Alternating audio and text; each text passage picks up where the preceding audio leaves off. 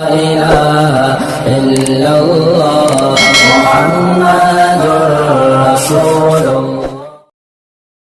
دین کی خاطر سختیوں کا برداشت کرنا اور تکالیف و مشقت کا جھیلنا۔ حضور اقدس صلی اللہ علیہ وسلم اور صحابہ کرام نے دین کے پھیلانے میں جس قدر تکلیفیں اور مشقتیں برداشت کی ہیں، ان کا برداشت کرنا تو درکنار، اس کا ارادہ کرنا بھی ہم جیسے نالائقوں سے دشوار ہے۔ تاریخ کی کتابیں ان واقعات سے بھری ہوئی ہیں، مگر ان پر عمل کرنا تو علیحدہ رہا، ہم ان کے معلوم کرنے کی بھی تکلیف نہیں کرتے۔ اس باب میں چند قصوں کو نمونہ کے طور پر ذکر کرنا ہے۔ ان میں سب سے پہلے خود حضور اکرم صلی اللہ علیہ وسلم کے قصہ سے ابتدا کرتا ہوں۔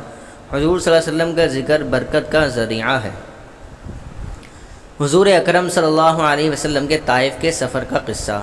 نبوت مل جانے کے بعد 9 برس تک نبی اکرم صلی اللہ علیہ وسلم مکہ مکرمہ میں تبلیغ فرماتے رہے اور قوم کی ہدایت اور اصلاح کی کوشش فرماتے رہے، لیکن تھوڑی سی جماعت کے سوا جو مسلمان ہو گئی تھی اور تھوڑے سے ایسے لوگوں کے علاوہ جو باوجود مسلمان نہ ہونے کے آپ کی مدد کرتے تھے، اکثر کفار مکہ آپ اور آپ کے صحابہ کو ہر طرح کی تکلیفیں پہنچاتے تھے، مذاق اڑاتے تھے اور جو ہو سکتا تھا اس سے درگزر نہ کرتے تھے۔ حضور صلی اللہ علیہ وسلم کے چچا ابو طالب بھی انہیں نیک دل لوگوں میں سے تھے جو باوجود مسلمان نہ ہونے کے حضور صلی اللہ علیہ وسلم کی ہر قسم کی مدد فرماتے تھے۔ 10ویں سال میں جب ابو طالب کا بھی انتقال ہو گیا تو کافروں کو اور بھی ہر طرح کھلے مہار اسلام سے روکنے اور مسلمانوں کو تکلیف پہنچانے کا موقع ملا۔ حضور اقدس صلی اللہ علیہ وسلم اس خیال سے طائف تشریف لے گئے کہ وہاں قبیلہ ثقیف کی بڑی جماعت ہے، اگر وہ قبیلہ مسلمان ہو جائے تو مسلمانوں کو ان تکلیفوں سے نجات ملے اور دین کے پھیلنے کی بنیاد پڑ جائے۔ وہاں پہنچ کر قبیلہ کے 3 سرداروں سے جو بڑے درجے کے سمجھے جاتے تھے گفتگو فرمائی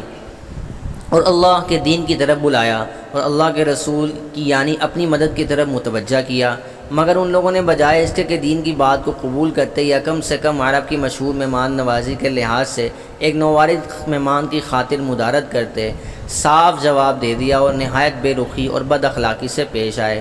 ان لوگوں نے یہ بھی گوارا نہ کیا کہ آپ صلی اللہ علیہ وسلم یہاں قیام فرما لیں۔ جن لوگوں کو سردار سمجھ کر بات کی تھی کہ وہ شریف ہوں گے اور مہذب گفتگو کریں گے، ان میں سے ایک شخص بولا کہ اوہ ہو، آپ ہی کو اللہ نے نبی بنا کر بھیجا ہے۔ دوسرا بولا کہ اللہ کو تمہارے سوا کوئی اور ملتا نہیں تھا جس کو رسول بنا کر بھیجتے۔ تیسرے نے کہا کہ میں تجھ سے بات کرنا نہیں چاہتا، اس لیے کہ اگر تو واقعی نبی ہے جیسا کہ دعویٰ ہے تو تیری بات سے انکار کر دینا مصیبت سے خالی نہیں، اور اگر جھوٹ ہے تو میں ایسے شخص سے بات نہیں کرنا چاہتا۔ اس کے بعد ان لوگوں سے نا امید ہو کر حضور صلی اللہ علیہ وسلم نے اور لوگوں سے بات کرنے کا ارادہ فرمایا کہ آپ صلی اللہ علیہ وسلم تو ہمت اور استقلال کے پہاڑ تھے، مگر کسی نے بھی قبول نہ کیا، بلکہ بجائے قبول کرنے کے حضور صلی اللہ علیہ وسلم سے کہا کہ ہمارے شہر سے فوراً نکل جاؤ اور جہاں تمہارا چاہت کی جگہ ہو وہاں چلے جاؤ۔ حضور صلی اللہ علیہ وسلم جب ان سے بالکل مایوس ہو کر واپس ہونے لگے تو ان لوگوں نے شہر کے لڑکوں کو پیچھے لگا دیا کہ آپ کا مذاق اڑائیں، تالیاں پیٹیں، پتھر ماریں، حتیٰ کہ آپ کے دونوں جوتے خون کے جاری ہونے سے رنگین ہو گئے۔ حضور صلی اللہ علیہ وسلم اسی حالت میں واپس ہوئے۔ جب راستہ میں ایک جگہ ان شریروں سے اطمینان ہوا تو حضور صلی اللہ علیہ وسلم نے یہ دعا مانگی: اے اللہ، تجھی سے شکایت کرتا ہوں میں اپنی کمزوری اور بے کسی کی اور لوگوں میں ذلت اور رسوائی کی۔ اے ارحم الراحمین، تو ہی ضعفاء کا رب ہے اور تو ہی میرا پروردگار ہے۔ تو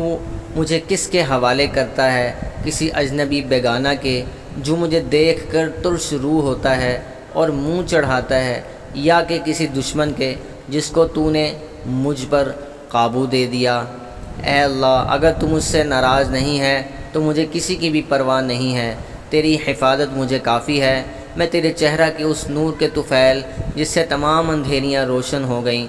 اور جس سے دنیا اور آخرت کے سارے کام درست ہو جاتے ہیں، اس بات سے پناہ مانگتا ہوں کہ مجھ پر تیرا غصہ ہو یا تو مجھ سے ناراض ہو۔ تیری ناراضگی کا اس وقت تک دور کرنا ضروری ہے جب تک تو راضی نہ ہو، نہ تیرے سوا کوئی طاقت ہے نہ قوت۔ مالک الملک کی شان قہاری کو اس پر جوش آنا ہی تھا کہ حضرت جبریل علیہ السلام نے آ کر سلام کیا اور عرض کیا کہ اللہ تعالیٰ نے آپ کی قوم کی وہ گفتگو جو آپ سے ہوئی سنی اور ان کے جوابات بھی سنے، اور ایک فرشتہ کو جس کے متعلق پہاڑوں کی خدمت ہے آپ کے پاس بھیجا ہے کہ آپ جو چاہیں اس کو حکم دیں۔ اس کے بعد اس فرشتہ نے سلام کیا اور عرض کیا کہ جو ارشاد ہو میں اس کی تعمیل کروں، اگر ارشاد ہو تو دونوں جانب کے پہاڑوں کو ملا دوں جس سے یہ سب درمیان میں کچل جائیں، یا اور جو سزا آپ تجویز فرمائیں۔ حضور صلی اللہ علیہ وسلم کی رحیم و کریم ذات نے جواب دیا کہ میں اللہ سے اس کی امید رکھتا ہوں کہ اگر یہ مسلمان نہیں ہوئے تو ان کی اولاد میں سے ایسے لوگ پیدا ہوں جو اللہ کی پرستش کرے اور اس کی عبادت کریں۔ فائدے میں لکھتے ہیں، یہ ہیں اخلاق اس کریم ذات کے جس کے ہم لوگ نام لیوا ہیں کہ ہم ذرا سی تکلیف سے، کسی کی معمولی سی گالی دے دینے سے ایسے بھڑک جاتے ہیں کہ پھر عمر بھر اس کا بدلہ نہیں اترتا،